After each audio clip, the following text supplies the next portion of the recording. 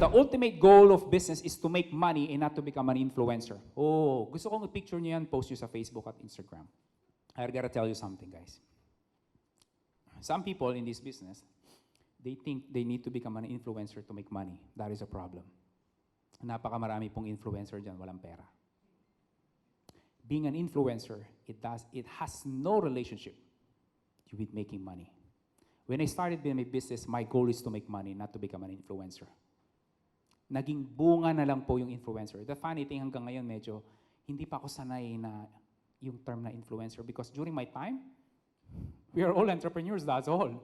Influencer, kailan lang lumabas yan? Because my goal is one thing, to make money, that's all. To make money, have freedom, that's all. I didn't realize, but back in the day, I have like as much as, the most is I have 750,000 email subscribers. These are Christians. Kaya pag nag-send ako, ay talagang baha ang reply sa akin.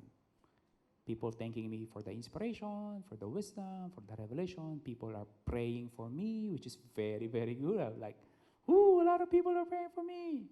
There were also people like share like their worst thing happen in their lives. Meron dito, may picture pa siya, tumaob yung sasakyan niya, and shinare niya sa akin. It's just amazing, amazing stuff. But my goal is not to become an influencer.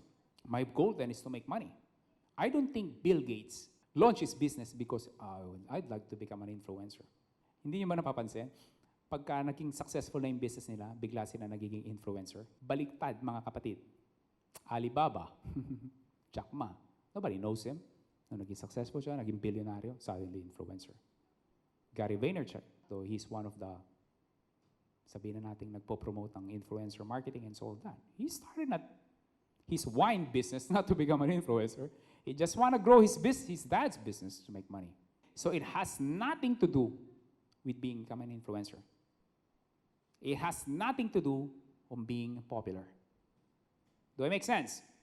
Because one of the things that comes to your mind, Sir John, hindi man po ko sikat, wala akong followers. Yung Facebook page ko, isa lang po nag-like. But Sir John, tingin ko, aksidente pa nga niyang na-like. Right? Sir John, meron na po akong email subscribers, isa.